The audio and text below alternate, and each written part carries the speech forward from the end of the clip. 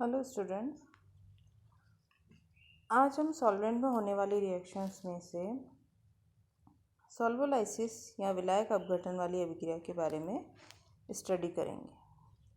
इन अभिक्रियाओं में क्या होता है, विलायक के अणु स्वतः ही अपने आप में डिसोसिएट होकर उस विलायक में या तो धनायन या फिर ऋणायन की सांद्रता में वृद्धि कर देते हैं। जैसा कि इसमें बताया है, विलायक के अणु दो भागों में अपघटित हो जाते हैं और उनका एक अथवा दोनों ही भाग विलेय के कणों के साथ जुड़ जाते हैं। ठीक है ना। और इन अभिक्रियाओं में विलायक के धनायन व ऋणायन में से किसी एक की सांद्रता बढ़ जाती है। जैसे जल के एग्जाम्पल से हम समझ सकते हैं। इस रिएक्शन में वाटर मॉलिक्यूल्स क्या करते हैं, आपस में रिएक्ट करके प्रोटोनियम आयन और हाइड्रोक्सिल आयन बनाते हैं। यह तो एक तरह का इसका स्वतः ही आयनन हुआ है। लेकिन जब कॉपर सल्फेट और इसको डिज़ोल्व किया जाता है तो इसमें देखिए ये विलायक के धनायन की सांद्रता में वृद्धि कर देता है और HCN के साथ में जब इसकी रिएक्शन होती है तो ये देखिए विलायक के ऋणायन की सांद्रता में वृद्धि कर देता है।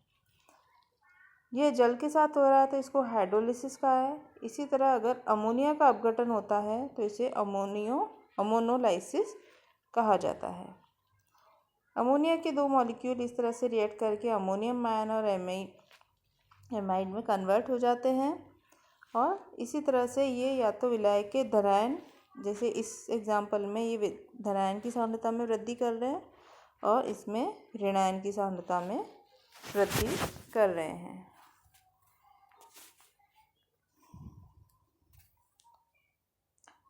दूसरी अभिक्रियाएं होती हैं विनिमय या अवक्षेपण अभिक्रियाएं। जैसा कि इनके नाम से है कि इसमें अवक्षेप प्राप्त होगा। इस प्रकार की अभिक्रियाओं में दो विलयनों को परस्पर मिलाने से उनके आयनों के मध्य एक्सचेंज हो जाता है और कोई एक पदार्थ अवक्षेपित हो जाता है। कौन सा पदार्थ यह अवक्षेपित हो, यह विलायक में उपस्थित पदार्थों की विलेयता पर डिपेंड करता है और पदार्थों की विलेयता उनके आयनों की विलायकन ऊर्जा पर निर्भर करती है।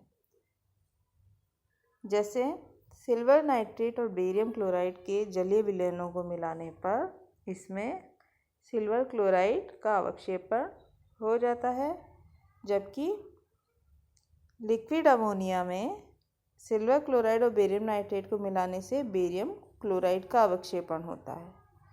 तो यह विलायक की प्रकृति पे डिपेंड करता है।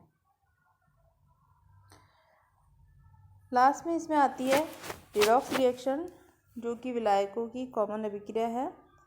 रिडॉक्स रिएक्शन को ऑक्सीडेशन रिडक्शन रिएक्शन भी कहते हैं।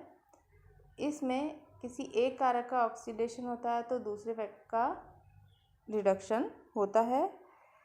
जैसा कि इन अभिक्रियाओं में एक पदार्थ का ऑक्सीकरण होता है जबकि दूसरे पदार्थ का अपचयन होता है। ये अभिक्रियाएं विलायक की प्रकृति पर निर्भर नहीं करती, लेकिन विलायक स्वयं ऑक्सीकृत या अपचयित हो सकता है। जैसे जल का आसानी से अपचयन हो जाता है, अतः वे अपचायक पदार्थ जिनके इलेक्ट्रोड विभव श्रेणी में हाइड्रोजन से ऊपर हो, उनका उपयोग जलीय माध्यम में नहीं किया जा सकता।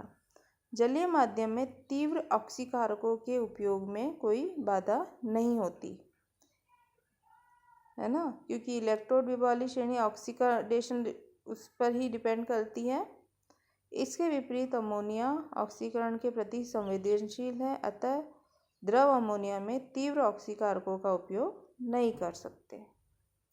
इन दोनों के ही विपरीत सल्फर डाइऑक्साइड एक ऐसा विलायक है जो ऑक्सीकरण तथा अपचयन दोनों ही अभिक्रियाओं के प्रति उदासीन है। अतः रिडॉक्स अभिक्रियाओं के लिए सल्फर डाइऑक्साइड एक बहुत ही अच्छा माध्यम है, क्योंकि उसमें यह किसी भी रिएक्शन को फेवर नहीं करेगा, ना तो ऑक्सीडेशन रिएक्शन को ना रिडक्शन रिएक्शन को।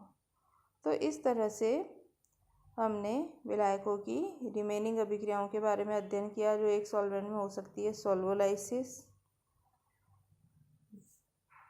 प्रक्षेपण अभिक्रियाएं या विनिमय अभिक्रियाएं, रिडॉक्स रिएक्शन, अम्ल क्षार रिएक्शन,